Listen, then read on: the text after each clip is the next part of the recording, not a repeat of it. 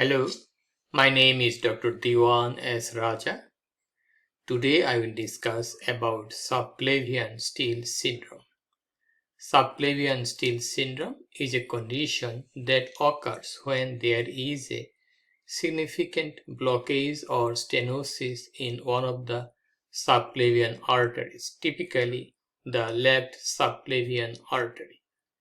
This blockage restricts blood flow to the brain and upper extremities, leading to a reversal of blood flow in the affected subclavian artery.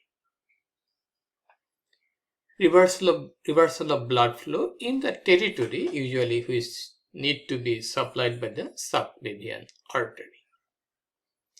Anatomy: the subclavian arteries are major blood vessels that supply blood to the arms, shoulder, and brain.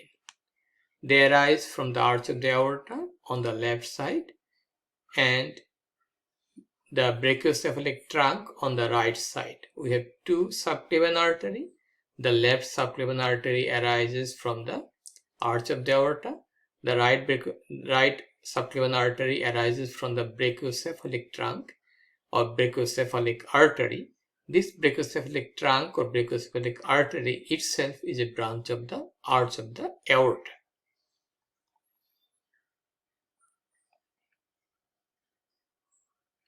Okay, so if we go to the anatomical basis of subclavian steal syndrome, subclavian steal usually results from stenosis of the left subclavian artery. This is the area.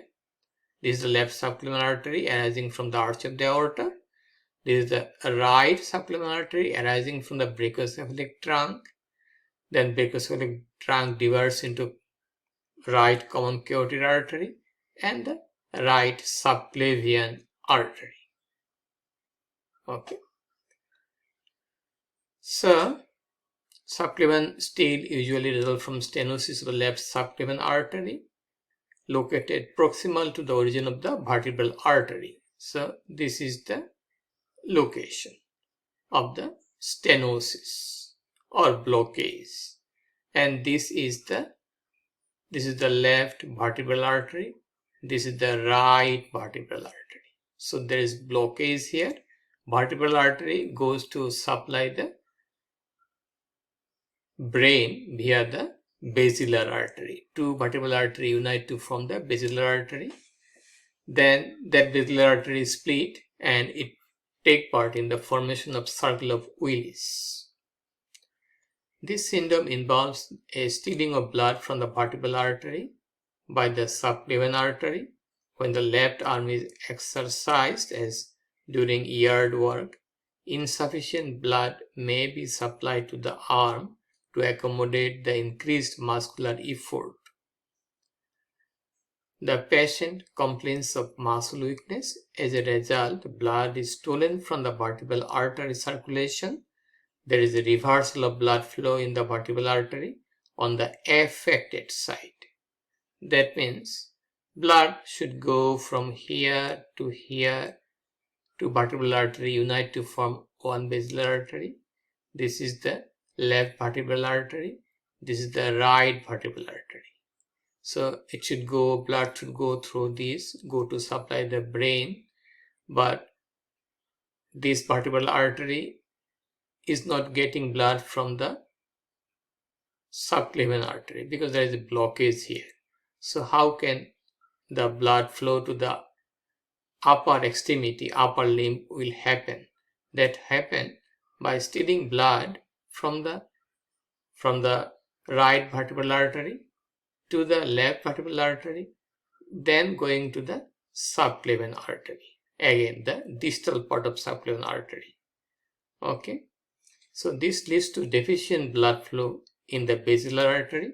So if there is diversion of blood through that, basilar artery will not get sufficient blood flow and the circle of Willis cannot provide the blood supply to the brain, particularly the posterior regions of the brain, the temporal lobe, the cerebellum.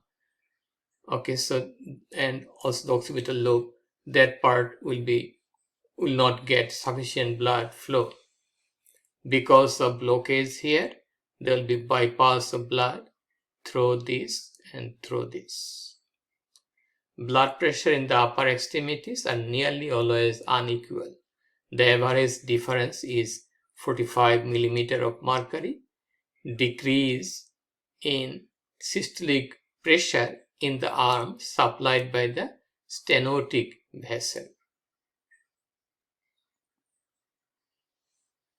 Blockage in subclavian steal syndrome. There is a significant blockage or narrowing stenosis in one of the subclavian arteries proximal to the takeoff of the vertebral artery. We just have seen it. Retrograde flow in the ipsilateral vertebral artery, often caused by atherosclerosis, plaque buildup, or less commonly other conditions like fibromuscular dysplasia or thoracic outlet syndrome.